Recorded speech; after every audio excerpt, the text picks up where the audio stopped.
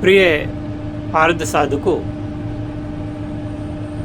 जैसा कि पूर्व में आपको बताया जा चुका है कि जब आप किसी भी प्रकरण में शुद्ध चीज़ों का सहारा लेते हैं तो कार्य होने की संभावना ज़्यादा रहती है। और यदि ऐसे ही मार्केट से ला करके आपने उस चीज़ को प्रयोग कर लिया तो वह चीज़ उतनी अच्छी नहीं रहती।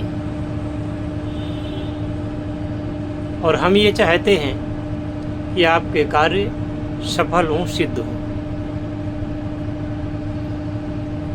भले ही दर्शकगण इतनी अमूल्य जानकारी को लेते हुए भी हमारे चैनल को वायरल ना करें, लेकिन किसी न किसी दिन मुझे पूर्ण विश्वास है कि इस चैनल की बातों को, महत्ता को आप लोग स्वीकार करेंगे और हमेशा इसका आदर करेंगे। हमने गंधक, देखिए, किसी चीज़ को शुद्ध करने की कोई एक विधि नहीं होती है, उसकी तमाम विधियां प्रचलित हैं। हमने आपको गंधक, पारा और कई चीज़ों को, नौशादर इत्यादि को, बहुत सारी चीज़ों को शुद्ध करने की विधि बताई है। आज मैं आपको जिस चीज़ की शुद्धि की बात कर रहा हूँ वह है वर्णकीय हड़ताल, या एक तबकीय हड़ताल भी आती है। इनमें से जो भी है, हड़ताल एक रंजक का कार्य करती है। और जब आप हड़ताल को बना करके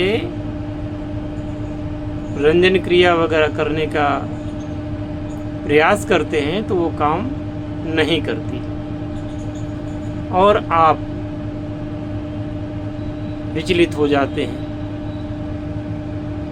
तो जब किसी चीज़ को आप शुद्ध ही नहीं करेंगे तो वो सिद्धि कहाँ से देगी। आज मैं आप लोगों को हड़ताल शुद्ध करने के विषय में बताने जा रहा हूँ। कृपया दत्त चित्त होकर के श्रवण करें, तत्पश्चात आगे कार्य करें। अब आपको हड़ताल लेनी है।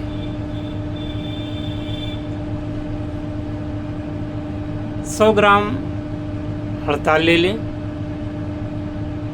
और उस हड़ताल के छोटे टुकड़े करें।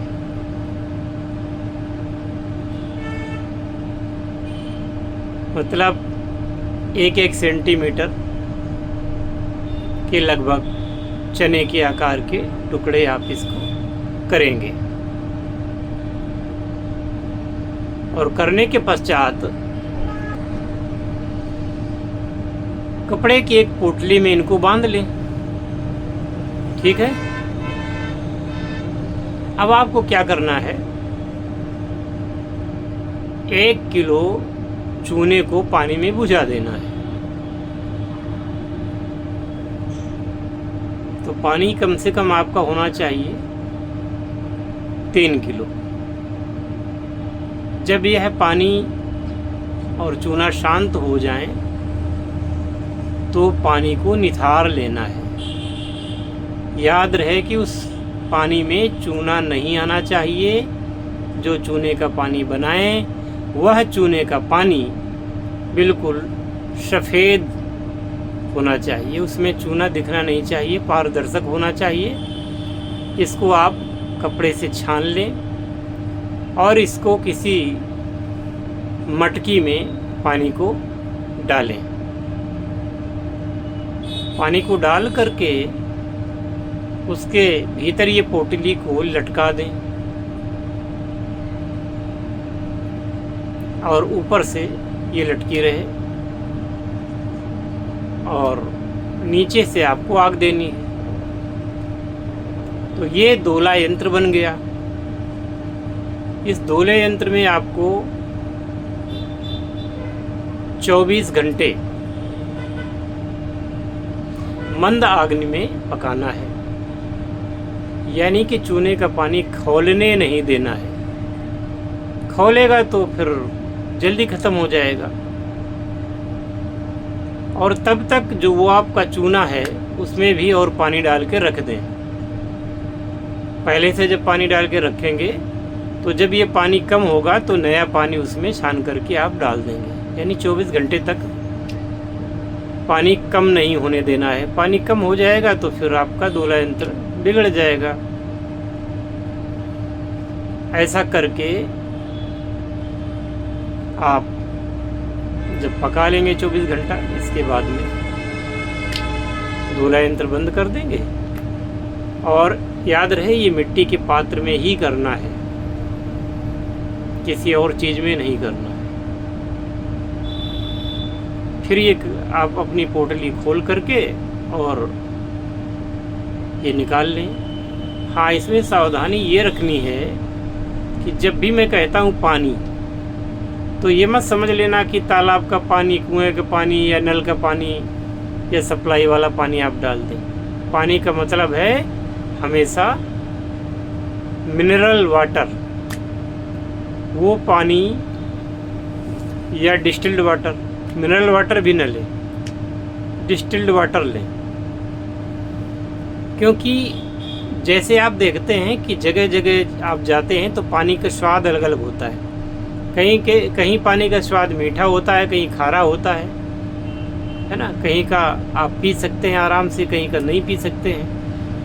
तो वहाँ की ज़मीन में, वहाँ भूगर्भ जल में कितने तत्व हैं, कैसे तत्व हैं, है ना, उस पर डिपेंड करता है। अब मान लो वहाँ फ्लोराइड ज़्यादा है, कहीं कैल्शियम ज़्यादा है, कहीं आर्सेनिक है, तो वो नहीं चलेगा। तो आप हमेशा जो बैटरी में डालने वाला पानी होता है ना, डिस्टिल्ड वाटर, उसका प्रयोग करें। इस डिस्टिल्ड वाटर को आप घर में भी बना सकते हैं, मैंने विधि बता रखी है। और बारिश का जल साफ़ सुथरे बर्तन में अगर वर्षा का पानी इकट्ठा किया गया हो, उसको तो आप बिल्कुल आश्रित जल ही मान करके और उसको प्रयोग कर सकते हैं। तो इस प्रकार से ये पानी का प्रयोग करें। और बस उस मैंसिल को निकाल कर उसको, आपकी जो वर्कीय हड़ताल है उसको निकाल करके पानी से धो लें। धो करके आप इसको पीस के रख लें। अब ये वर्कीय आपकी, यानी दोनों प्रकार की हड़ताल शुद्ध हो जाती है। अब यह है हड़ताल जब आप कहीं भी प्रयोग करें, आयुर्वेद में प्रयोग करें या रसायन में प्रयोग करें, फिर इसके चमत्कार देखें आप। सब नुक्ते होते हैं छोटे छोटे किसी चीज़ को बनाने के, अगर उन पर ध्यान नहीं दिया जाता तो ये ऐसी साइंस है जो आजकल के साइंस वालों को समझ में नहीं आएगी। ये हमारी वैदिक साइंस है। इस प्रकार से काम करें और अपने किए हुए कार्यों के परिणामों को सुनिश्चित होते हुए देखें। जय शिव शंकर, जय भोलेनाथ, हर हर महादेव।